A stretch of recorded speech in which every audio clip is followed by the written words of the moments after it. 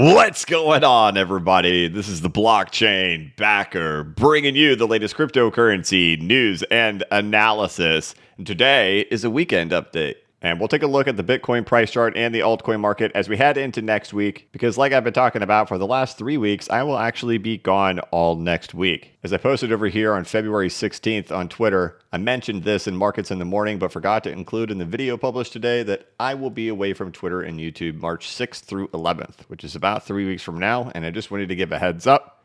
Many of you are aware of that. You've been paying attention to Markets in the Morning, but I figured I'd post one more video just before I go. Do some stuff with my church. It's just going to keep me away from Twitter and YouTube for a week, which will be crazy because I've never done that before. I think the longest I've ever been away from YouTube and Twitter is maybe 3 days in the last 3.5 years since 2019. The first thing is obviously that Bitcoin did pop down off of the top of the range height that we've seen up in here. This is the level that has been holding us down since August. It was that temporary support over there back in May after the Luna and UST collapsed. Then that was the level that broke down when we had Celsius and Three Arrows Capital. Then it proved to be the resistance level over there in August, step further away, and here we are butting up against it once again. Like I've said, I'm super optimistic for 2023. My personal beliefs are that we'll eventually get through there, but that we are in a ranging context and it can take some time. I've probably presented the idea 3 dozen times maybe on ABC action happening in here, but I'll show you guys something else here in a second that I also pointed to in a live stream. I'm not predicting that's going to happen, but I will show it to you and just kind of reiterate how complicated of a context that was back in 2020, which we were dealing with. But currently right now with this big pullback that we saw happen here, really 2 to 3 days ago over there on March 3rd, you could see it was closing out the gaps that were placed there on the big $2,000 candle that was pumped up right there on February 15th. And so far, just holding it really steady. Now, in Markets in the Morning, we've been pointing to this, that if we go back to the daily time frame and look at the relative strength index, I've been really talking about, hey, and a lot of you guys are getting really good at identifying these in other places, is that you have your typical 1, 2, 3, 4, 1, 2, 3, 4, 5, 5, 6, back to 4. And then here we are, we have 7 now, right? So throughout the week, we were looking at this saying, hey, it looks like that 7 still hasn't come in just yet. As you can see now, it has, but it could meander around here in a little while until eventually working its way back up and then still pulling back down in here some more before finally we resume back into bullish strength, which would mean that, hey, the conclusion of the A leg would be coming soon, followed by B and C. And we've looked at many examples of these in the past. The most typical location for the ending of a pullback is back down at this level way down in here. And that's at about 18.5, 18.4, 18.3 in that area way down in here. And in the end with charts, we're just trying to make our best educated guesses. If I have to put my stamp on which one do I think is the most likely, this is the one that I think is the most likely, because this would in the end give us a bullish divergence on here to where we would see a divergence emerge between these two. Yet we would still see the low coming in here, and I would expect eventually a breakout. Now, what is interesting about that is we actually see that others is already there, or it's darn near close to being there already. We're talking about these October lows back in here, as we're talking about over here for Bitcoin, these October lows. So that's still my grand thesis, but I will show you how complicated things were in 2020 when we came off the lows back in here. It was similar to what we're experiencing right now, which we had a big catalyst event, right, to come in for our spring phase. Like we had FTX as the catalyst event for our spring phase here in 2022 and 2023.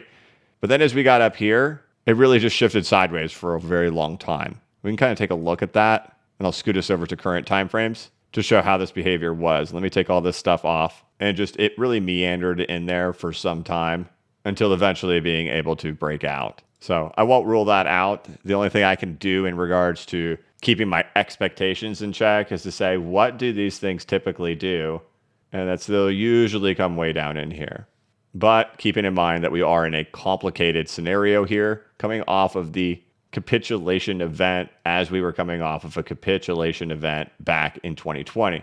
Another thing as well is kind of like when we reversed from the top up here at Bitcoin right in here. For those who recall on reversal structures, right, you go set a new high, you take one stab at the new high, then you take another stab at the new high, and then you fail, which is what we've seen in here. If we just invert it, right? So we take a stab at the high, take another stab at the high, and then fail. but how here we're pulling back and then we're just kind of washing machining in here, right? And that's very similar to what was going on in here before things really took a tumble, which would be a breakout. So why would we be talking about all of these things when the most likely things that end up occurring are like that, all the way back down here to 18.5, 18.3? Because the reality is, if you were to ask me, I would say this moment actually already has happened in here, and it was this as we took out this level, similarly as we took out this level. And that is why on January 12th, I said, I speculate we will eventually see a plus $2,500 daily candle on Bitcoin from this range that'll leave bears in disbelief, which would be a violent 24-hour breakout from 18,136 right here to get a big $2,500 candle back into these levels, which we got, because that is how these things actually end up playing out in here. That if you take that and you inverse it to see, you get that big fat breakout that gets you right back into that same level right in there, right?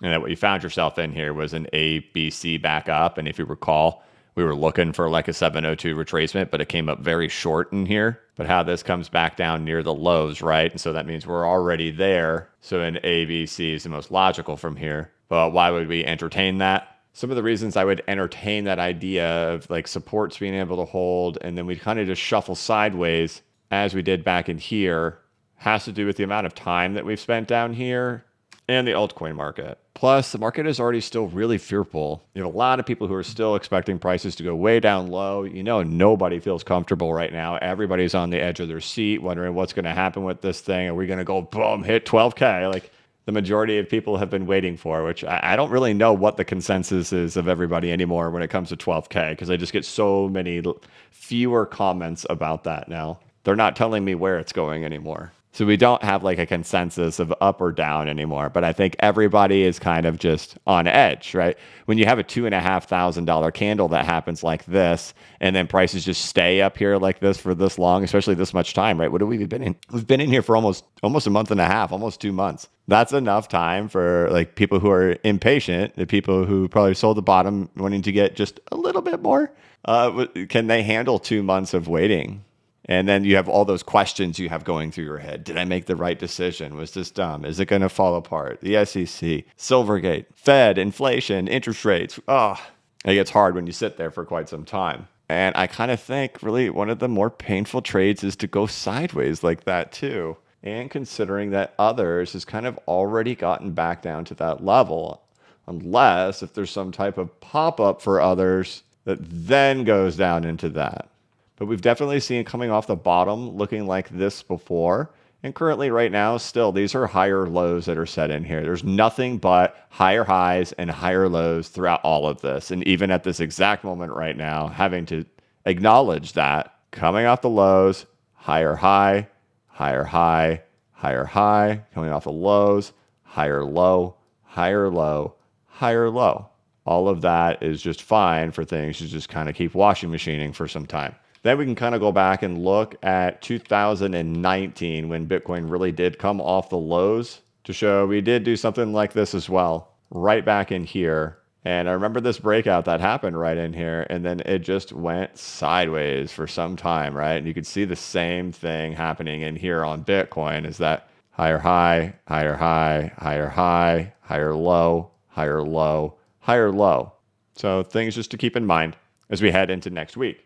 And the reality is we've been looking at the relative strength, or the RSI, to see that we've completed the 7 waves down in here. Talking about getting a bounce and an ABC, and maybe it just holds more strength into this ABC period in here as we saw happen back there in 2020. Also, one thing to know is that when we went through these moments right in here is that we were just like we are now, right? There's still all this fear that there's still further contagion, that the market's got bigger problems underneath. What's going to happen with Silvergate now? What's going to happen with the SEC, right? There's still the wall of worry that's going on here in the markets.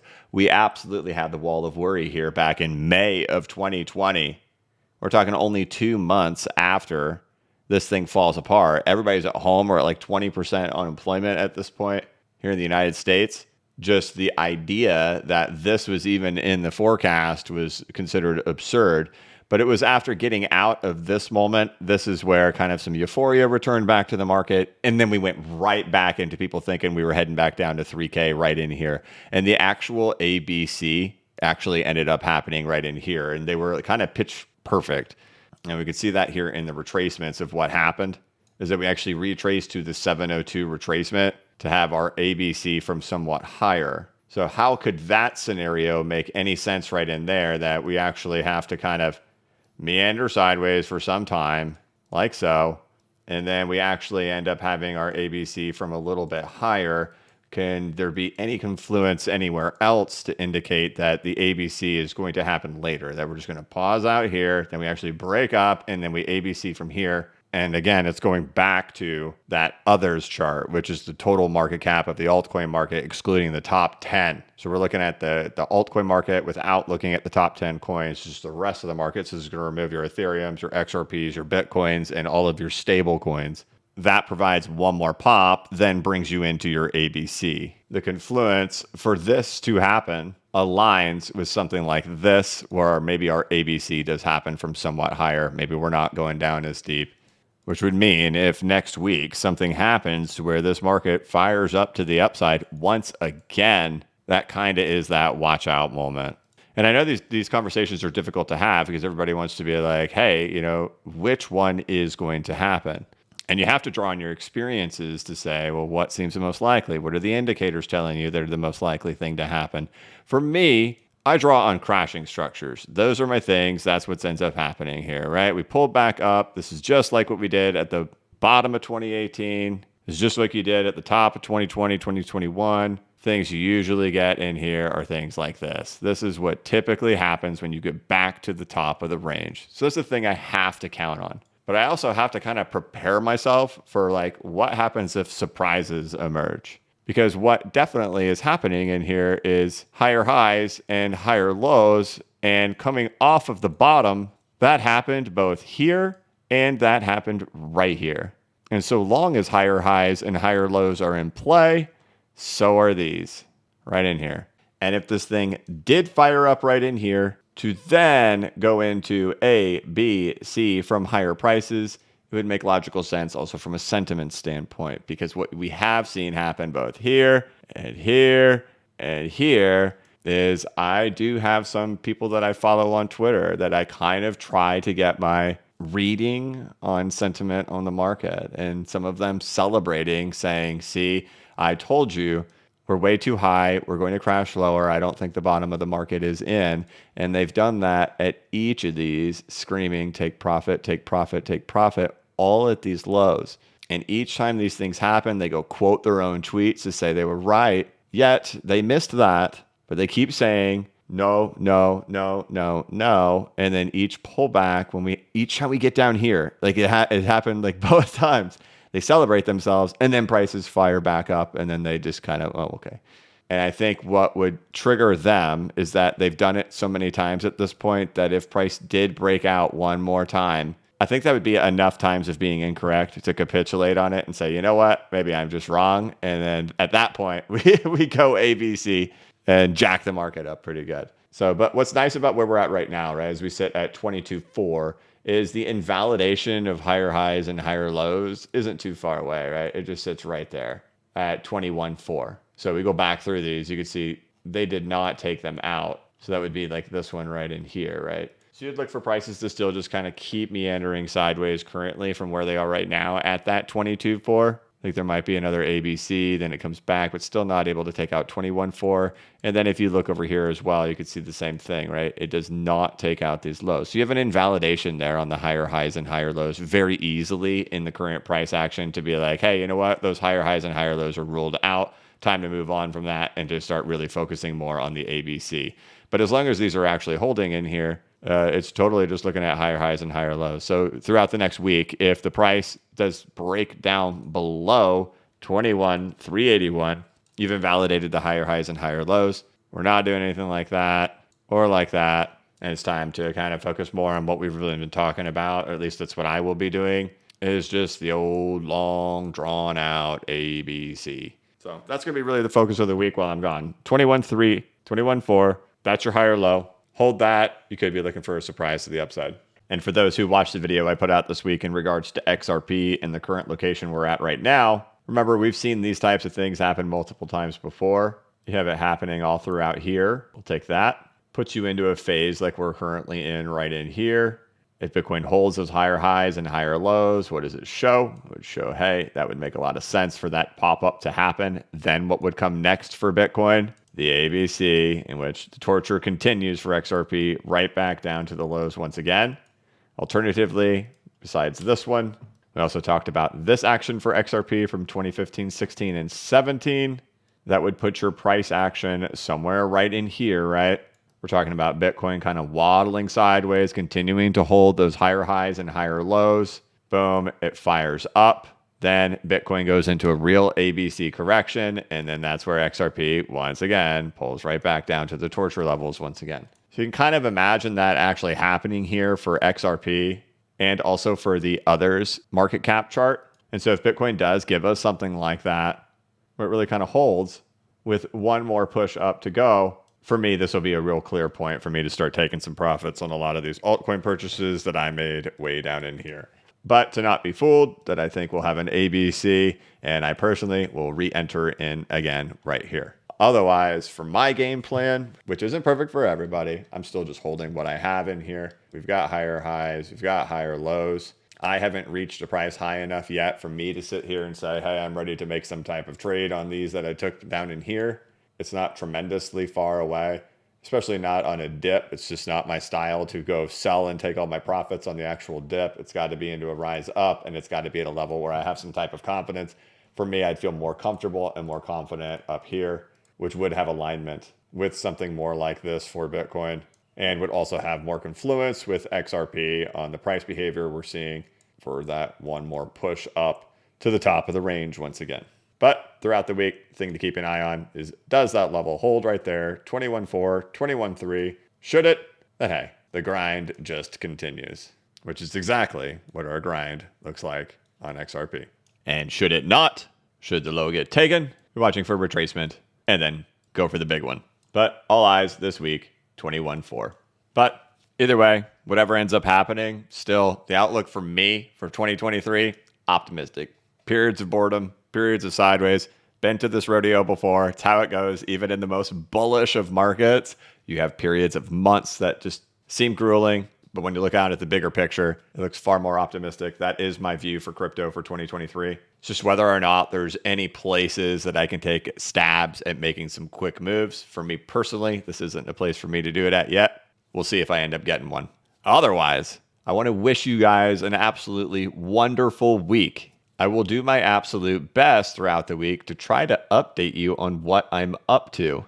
But I do have to have the expectation that I will have a full disconnect from Twitter and from YouTube for the week. And you will understand why if I do get a chance to be able to update you. But since this is going to be the last video for the week, it would be appropriate to fill it with some fluff. And I haven't updated you guys on my fish tank in quite a while.